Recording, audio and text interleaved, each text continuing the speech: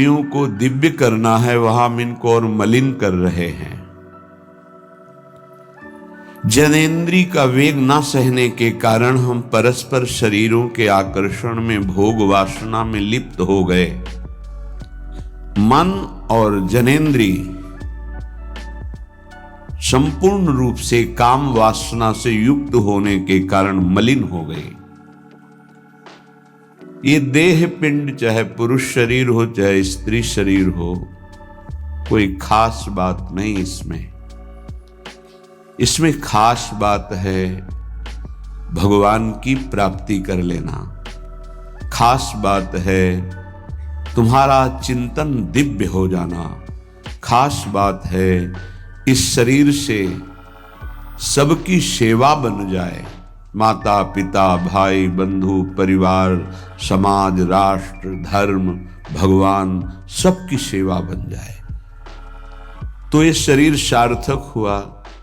नहीं क्या मांस का पिंड है, रक्त संचरित, नसनाड़ियां, हड्डी, त्वचा, और इसमें जो डालो मलमूत्र बन गया। जितने द्वार हैं उनका सबको परिचय है ही है।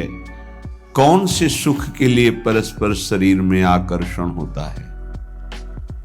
सच्चिदानंद सुख की लालसा वाला शारीरिक सुख के भोग में यदि अनेक जीवन व्यतीत करने के बाद ये भी जीवन व्यतीत कर दिया तो हाथ क्या लगेगा?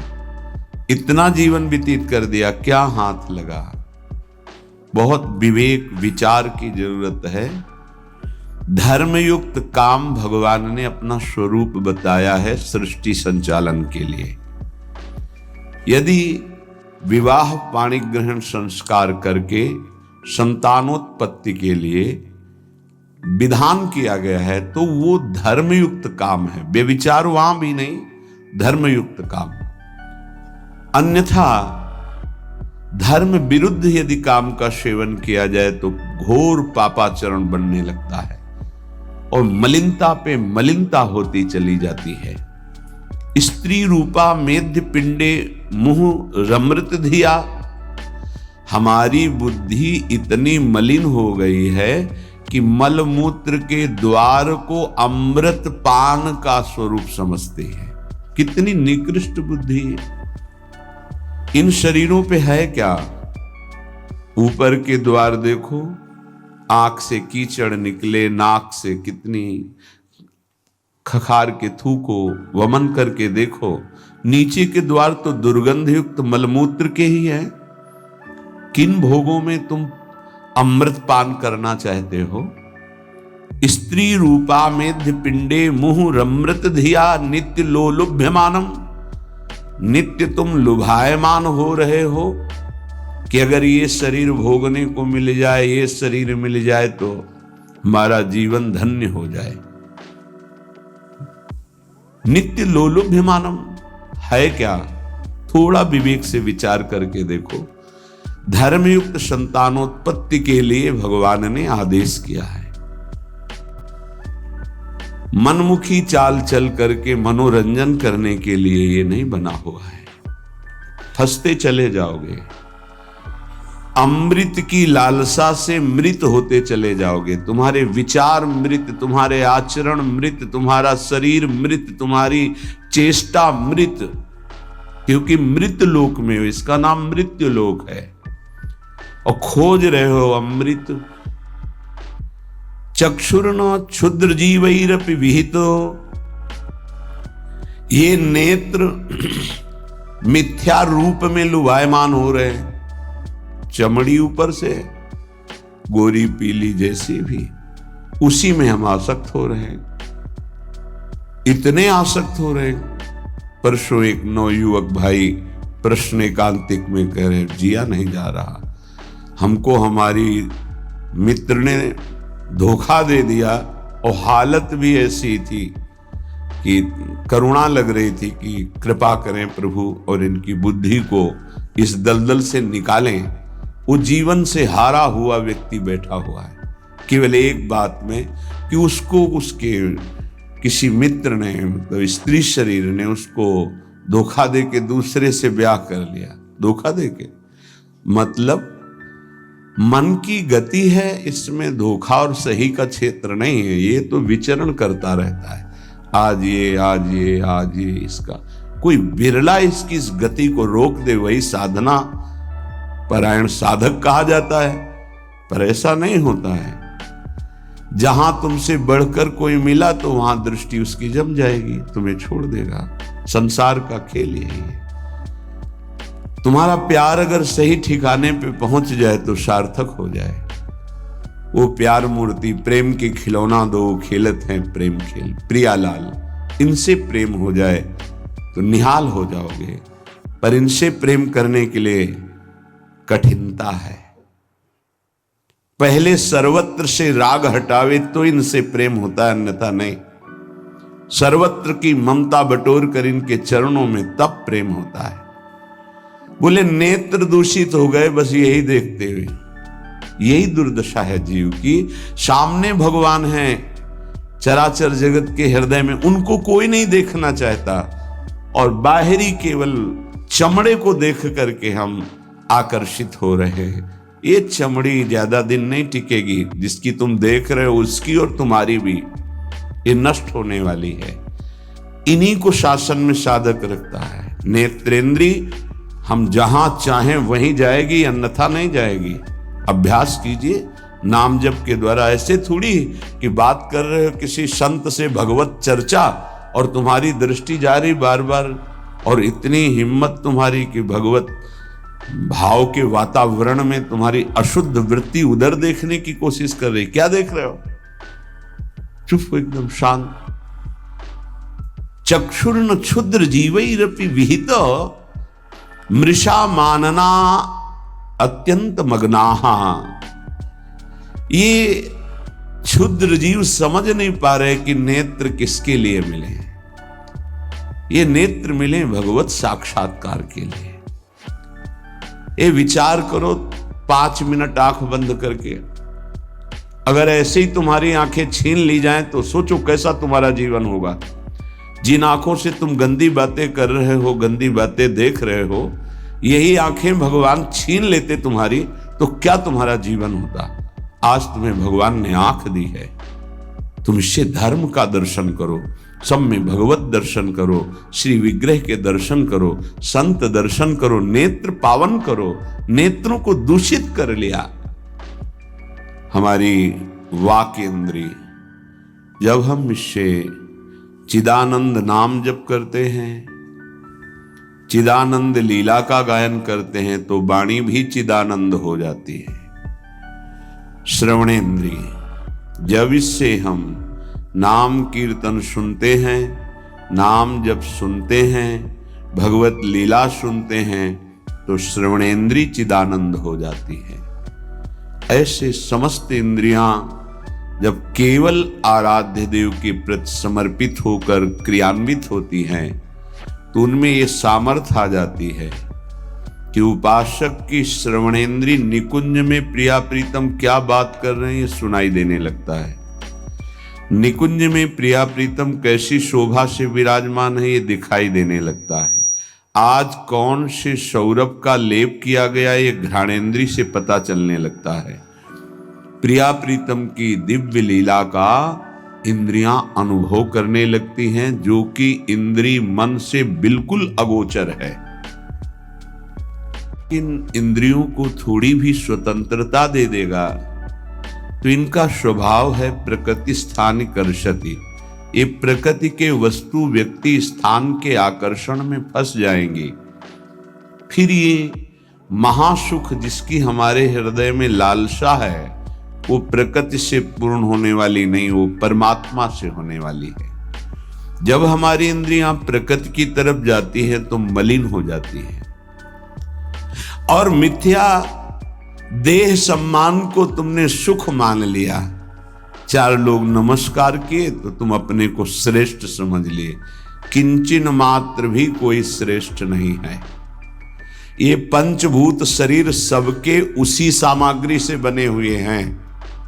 अंदर जो जीव अंश है भगवान का बिल्कुल बराबर है। अब जो सम्मान और अपमान होता है गुण और अवगुण का होता है। और गुण और अवगुण दोनों मायाकृत है। सुनो तात मायाकृत गुण और दोष अनेक, ये दोनों मायाकृत है। तो तुम किसका सम्मान? माया का। किसका अपमान? माया का। तुम तो मान और अपमान दोनों से परे हो। अगर कोई तुम्हें प्रणाम कर रहा है तो तुमको उसकी श्रद्धा को प्रणाम करना है। तुम खास थोड़ी हो गए कि वो तुम्हें साष्टांग प्रणाम कर रहा है तो तुम महान हो गए। महान वो है जो साष्टांग प्रणाम कर रहा है, उसकी श्रद्धा प्रबल है।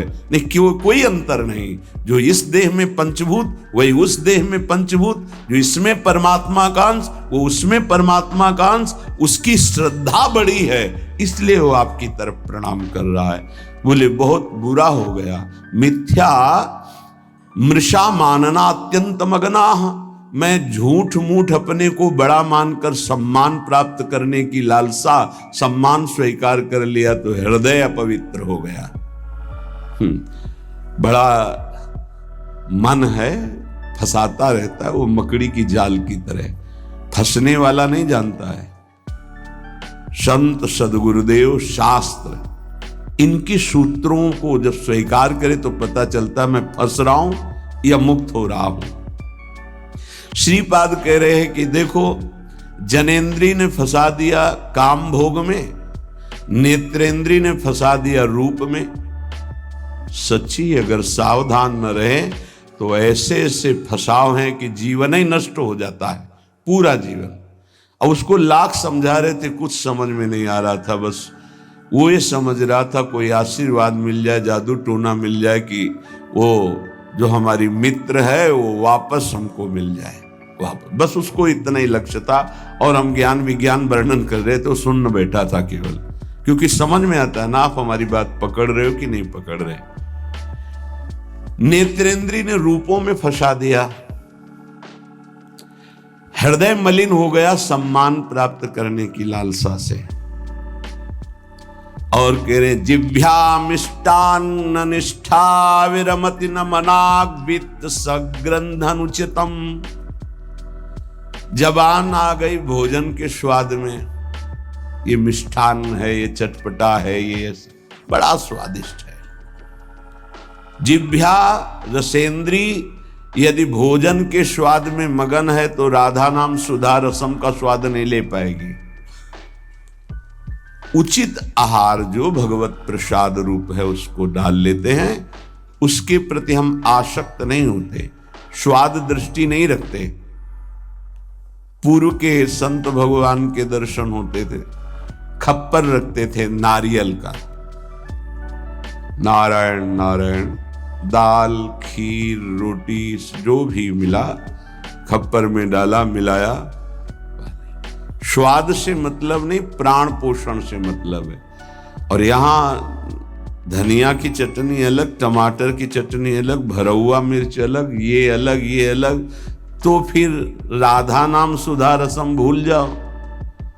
ये 2 अंगुल की जबान है, बस इतने में सारा खेल है। यहां से नीचे उतरने पर कोई स्वाद नहीं है, भाई इतने में घुमाने का स्वाद है। और अच्छे अच्छे इसी में फंस जाते हैं। जिसकी रसेंद्री विजयी नहीं हुआ रसेंद्री से, वो हर इंद्री का विजयी होने पर भी विजयी नहीं माना जाता। रसेंद्री विजयी जनेन्द्री विजयी जरूर होगा, और रसेंद्री जनेन्द्री विजयी संपूर्ण इंद्रियों का विजेता माना जाता है। धैर्यवान उसे ही कहते हैं जो 2 इंद्रियों को काबू में कर ले, रसेंद्री और जनेन्द्री। रसेंद्री मिष्टान्न आदि भोग पकवान पाने के लिए लोलुप जीवन हो गया, पेट बढ़ करके छाती से 1 बीता ऊंचा हो गया है। उठने बैठने में दिक्कत होती है, पर पाने के समय और कितना अधिक पाया जा सके, ये स्वाद वो स्वाद वो स्वाद कितना पाओगे, मर जाओगे पाते पाते, फिर भी तृप्ति नहीं होगी। बहुत विचित्र वासना है, बहुत विचित्र वासना है। चित्त वित्त सग्रंथ अनुचितम, सच्ची बात। आज चरित्र भगवत धर्म मर्यादा इसका महत्व धीरे धीरे समाज से हटता जा रहा है, धन का महत्व होता जा रहा है। क्या दुर्दशा है। बोले मनाग वित्त सग्र धनुचितम, अनुचित रूप से धन कभी सुखी नहीं हो सकता जो अनुचित रूप से धन प्राप्त करता है। हा वृंदारण्य कान्या भवति मम गतिस् चेदहम त्वत्स्थितोपि, मेरी क्या गति होगी जब मेरी इंद्रियां और मेरा मन ऐसा है। मैं आपका आश्रय लेता हूं, आपका वास स्वीकार करता हूं। मैं समझ गया कि मेरे से अब कुछ नहीं होने वाला, मेरी अनन्य गति आप हो। हे वृंदावन, आप मेरा सुधार कर दो। अब मैं कहीं किसी की ओर नहीं देख सकता, सिर्फ आपका आश्रय लिए हूं। भाव ये है कि हम सब तरह से हीन हैं, हर इंद्रिया हम पर विजय प्राप्त किए हुए है। उल्टा इंद्रियों पर हमें विजय प्राप्त करना चाहिए, इंद्रियां हम पर विजयी हो गई हैं, अब हम कैसे मुक्त हो। तो बोले धाम का आश्रय ले लो, बड़ा महत्व है। धाम कृपा करके आपको सत्संग प्रदान करेगा। यदि आप सत्संग के अनुसार सुलझ के चल पावे तो क्या होता है, जन्म जन्मांतर से मलिन बुद्धि होती है और बहुत भागती है बुद्धि। जैसे जंगली नील गाय देखा हो, गर्दन उठाई भागती चली जा रही, ऐसे ये भागती बुद्धि। अगर इसको कोई रोक सकता है तो गांव में एक लंगड़ बांधा जाता था। लंगड़ समझते हैं? 2 टांगों के बीच में एक मोटा सा लकड़ी का, अब वो भाग नहीं पाएगी ऐसे। गुरु कृपा, गुरु आदेश, गुरु शासन, ये बुद्धि के ऊपर लंगड़ का काम करता है। तुम्हें पता ही नहीं गुरु के हृदय में अनंत माताओं जैसा प्यार होता है। जैसे भगवान गाली देने वाले को भी परम पद देते हैं, उन्हीं के दास हैं वो। किसी का अमंगल संत के द्वारा, गुरुदेव के द्वारा नहीं। आपका विचार, आपकी सोच आपको अमंगल के रास्ते पे खड़ा करके और ऐसा धक्का देगी कि शायद है फिर बचा पाने की स्थिति न रह जाए। सगर के जो पुत्र 60,000 थे, भगवान कपिल देव जी का अपराध कर दिया, आश्रम को विध्वंस करने लगे।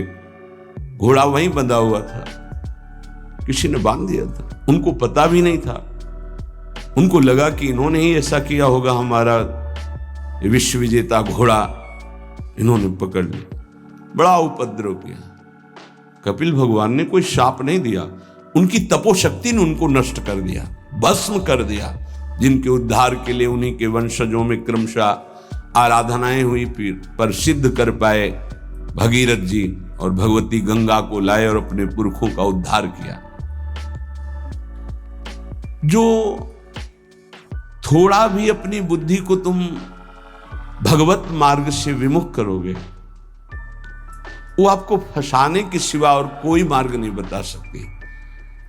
यहां समिटना है, अपने अस्तित्व को मिटा देना है, प्रभु के चरणों में पूर्ण आश्रित हो जाना है और जीवन मुक्त हो जाना है।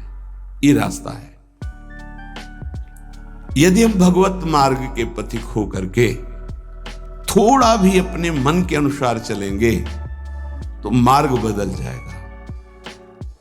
गुरु आज्ञा तज करहि जे बान, यह अधर्म यह सब हानि, कान न रसिकन मेरा है। पर जैसे जंगली नील गाय होती है ना, उसको ऊपर कोई शासन बर्दाश्त नहीं। वो जब दलदल में फंसती है तब उसकी चाल रुकती है, अन्यथा नहीं। तो माया प्रपंच का दलदल जब ऐसी बुद्धि वालों को रोकता है, तब उनको याद आता है कि क्या मैं कहीं गलत मार्ग पर चल पड़ा क्या। पर जब तक फंसता नहीं तब तक उसे पता ले चल। माया ऐसी बचाव पक्ष से उसको ले जाती कि इतनी दूर पहले ले जाऊं कि ये लौट ही न सके, तब बात बनेगी। श्रीपाद कह रहे हैं कि सब इंद्रियों ने, मन ने हमको अपने अधीन कर लिया। अब तो हे वृंदावन आपका सहारा है। बनाया हुआ सिद्धांत है, रही मन देखी बड़न को, लघु न दीजिए डारी, जहां काम आवे सुई, कहा करे तरवारी। और सिद्धांत उन्हीं का बनाया हुआ है। अगर गुरु चरणों में लघुता आ गई तो विश्व ब्रह्मांड में महत्ता स्पर्श ही नहीं कर सकती तुम्हारा। ये हमारी बुद्धि, ये हमारा मन ऐसा सोचता है कि शॉर्टकट से चले धनी बन जाए, शॉर्टकट से चले परम पद मिल जाए, शॉर्टकट से चले बहुत उत्तम सम्माननीय बन जाए। है बहुत शॉर्टकट है। सर्वस्व त्याग और एकमात्र प्रभु का आश्रय। अभी जो चाहो बन जाओगे, पर सर्वस्व त्याग। आज तक जितने भी महापुरुष हुए हैं सर्वस्व त्याग से। सर्वस्व त्याग का स्वरूप किसी के नामे कर देना सब प्रॉपर्टी नहीं, अपना अस्तित्व मिटा देना। अम्बरीश जी चक्रवर्ती सम्राट हैं पर अपना अस्तित्व नहीं है, तो क्या हुआ? सुदर्शन चक्र उनकी रक्षा में है और भगवान दुर्वासा जी को द्विज कहते हैं और अम्बरीश जी को भक्त कहते हैं। अहम भक्त पराधीनो अस्वतंत्र इव द्विज। तो मैंने वृंदावन का आश्रय लिया, अब वृंदावन संभालेगा।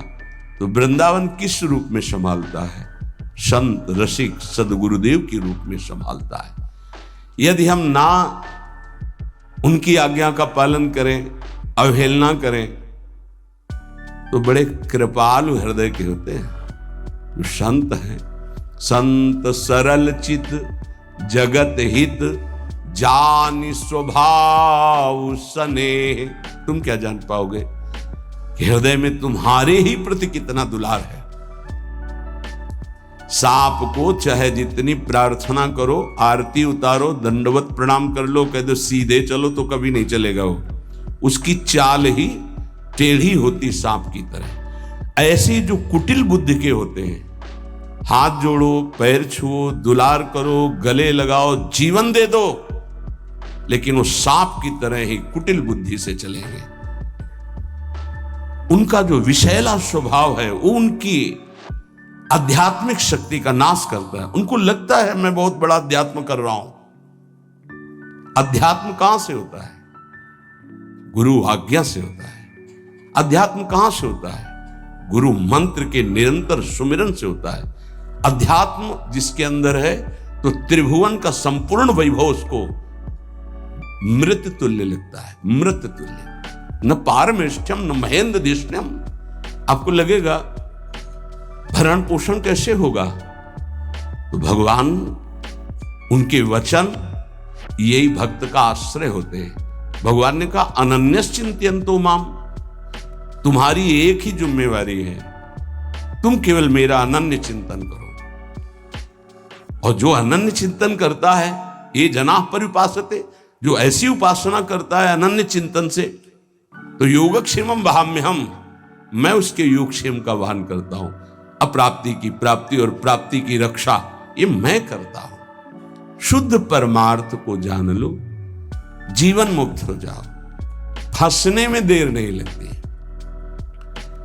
ये मन कभी भी कहीं भी कैसे भी आचरणों में फंसा सकता है। अजामिल जी अपनी इंद्रियों की चंचलता को शासन में लेकर के अपने पिता की सेवा में गुरु भाव से लगे थे। बड़े धर्मात्मा पिता थे। एक दिन वो समिधा लेने के लिए गए तो जंगल में देखा एक शराब पिए हुए व्यक्ति किसी वैश्या से सहवास कर रहा है। अचानक दृष्टि पड़ी। शास्त्र आज्ञा करता है ऐसे दृश्य को एक बार अचानक दृष्टि पड़ने पर दोबारा ना देखा जाए और नमस्कार वृत्ति कि भगवान की माया है, आगे बढ़ जाए। पर वो तो सेवा को छोड़ करके उसी को केवल देखने लगे। देखते ही चिंतन बढ़ा। चिंतन बढ़ता ही संगस्तेषुपजायते, संग की इच्छा आसक्ति प्रकट हुई। जब वो पुरुष चला गया तो उस वैश्या से मिले और कहा मैं आप पर आसक्त हो चुका हूं। तो उसने कहा मेरे जीवन का उद्देश्य ही है आसक्त पुरुषों से धन लेना, उनको सुख पहुंचाना। कहा पूरी पिता की संपत्ति सब वैभव लुटा दिया। आखिरकार उसी के पास रहने लगे, उसके दास बनकर रहने लगे, क्या क्या अमंगल कार्य करने लगे। जहां संविदा लेने गए थे यज्ञ के लिए, वहां पशुओं का हिंसा करके और मांस रांधना खाना, ये सब बहुत गंदा जीवन। एक बार थोड़ा भी कोई धर्म का अनुष्ठान करे तो धर्मो रक्षति रक्षिता, धर्म उसको बचाने की कोशिश करता है, रक्षा करता है। गांव में संत मंडली आई, मंडली ने पूछा यहां कोई पवित्र उदार संत सेवी का घर हो तो बताना, वहां आज हम रुकना चाहते पूरी संत मंडली, ठाकुर को भोग लगाएंगे, आरती पूजा और सुबह चले जाएंगे। हाँ, उन्होंने कहा सबसे ज्यादा पवित्र अजामिल है गांव के बाहर, जो वो बगीचा भी सामने वाला उन्हीं का है, वो वैश्या का था। संत स्वभाव विश्वास से होता है, संतों का स्वभाव जो सिद्ध होता है वो विश्वास से होता है। आज तक कभी ऐसा संशय नहीं होता कि आदमी ऐसा बोल रहा है तो इसमें कुछ झूठ भी हो सकता है क्या? नहीं, पर बाद में ऐसा लगता है कि इनको सत्य बोलना आता ही नहीं है। संसारी आदमी को आचार्य की बात फिर याद आती है, पाए जान जगत में सबजन कपटी कुटिल कलयुगी टंचु। कपट और कुटिलता के बर्ताव किसी और कुछ आता ही नहीं। कई बार सत्संग में प्रार्थना की कि एक जगह ऐसी रखो जहां झूठ मत बोलो, कपट मत करो, गुरु दरबार। दंड दो या पुरस्कार दो, आपके हैं, गलत हैं या सही हैं, आपके सामने है। एक जगह तो, पर और जगह सब फिट हो सकता है, एक जगह जरूर छल कपट करेगा, क्योंकि पतन वहीं से होता है, जीव का पतन वहीं से होता है। जहां गुरुजनों से कपट और छल किया गया, माया जो कपट का जाल और छल का बिछाती, उसे कोई नहीं काट सकता। माया के जाल को कोई नहीं काट सकता। काटने के लिए गुरु प्रसन्न साहब अनुकूला, जैसे हमसे बोला जाता है, संतों से बोला जाता है, अक्षरशः लगता है सत्य बोल रहा है, संशय ही नहीं, क्योंकि विश्वास की धरा से ही चला जाता है, विश्वास ही होता है। तो संत जनों ने जाके वहां डेरा लगा दिया। ठाकुर जी विराजमान के, आरती पूजा शुरू, इतने में देखा एक मलिन वस्त्र पहने और एक हिरन कांधे पे टांगे और अस्त्र लिए हुई अजामिल ने जीव ही संतों को देखा तो संत दृश्य जी में पातक टरई, हृदय एकदम आर्त भाव से रो पड़ा और याद आई वो बात कि जब मैं जवान था तो कैसे धर्म का अनुष्ठान करता था, कैसे मैं पिता की आज्ञा से भगवत आराधना में, हाय मेरा जीवन किस तरह नष्ट हो गया। नजदीक गया, साष्टांग दंडवत। देखते ही संतों ने समझ लिया।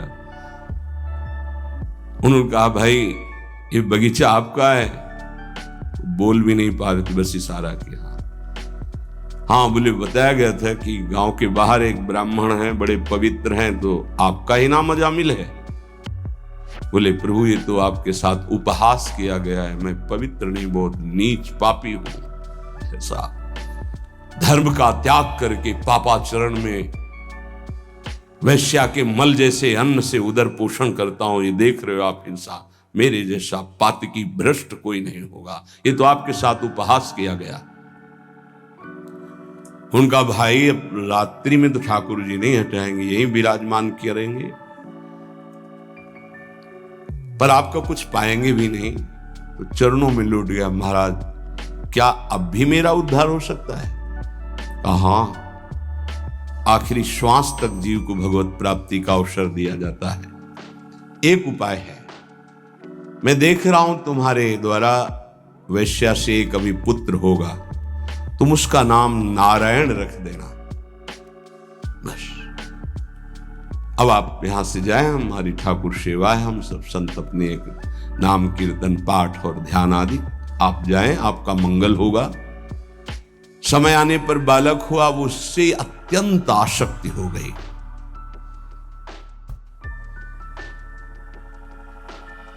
जरा सी इंद्रियों की छूट दी तो एक संयमी ब्रह्मचारी नियमनिष्ठ ऐसे भ्रष्ट आचरणों में फंस गया। पिता ने फिर ब्याह भी करवाया था, पर दृष्टि जहां फंस गई।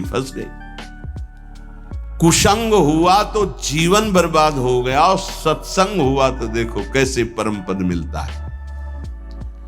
अब तो उसी छोटे पुत्र को गोद में लेके घूमना, उसी से प्यार, उसी से दुलार। उसको क्या पता कि एक भयावह समय होता है जिसका नाम मृत्यु है। वो कभी भी किसी पर आक्रमण कर सकती है, और जब यहां से जाओगे ना तो कुछ भी तुम्हारे साथ नहीं। तुम्हारा किया हुआ धर्म और अधर्म, ये दोनों तुम्हारे साथ जाएंगे, जिसे शुभ और अशुभ कर्म कहते हैं। अचानक उसको दिखाई दिया दो भयंकर यमदूत। कांपने लगा। यमदूतों की दृष्टि मात्र से उसके मलमूत्र छूट गए, इतने भयानक।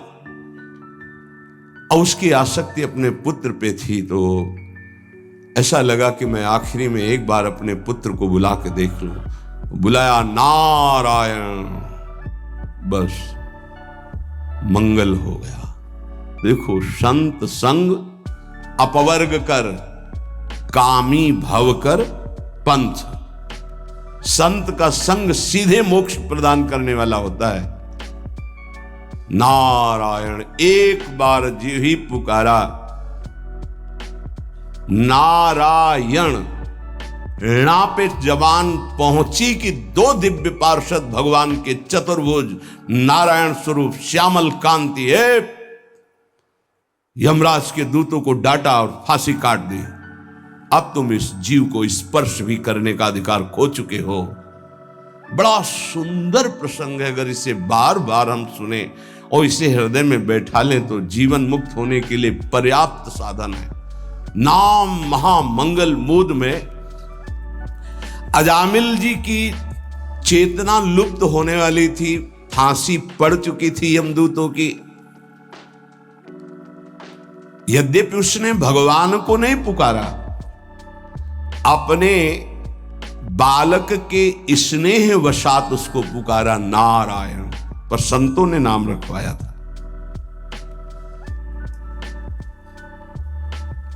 88 वर्ष की आयु तक पाप ही पाप होते रहे उसके। यमदूतों को डांट कर भगवान के पार्षदों ने कहा, अब तुम स्पर्श भी नहीं कर सकते इसको। और उनका आप बड़े तेजस्वी देव स्वरूप दिखाई देते हैं, पर आपको पता है ये महानीच पापी हर क्षण पाप करता रहा है। ये मूर्ख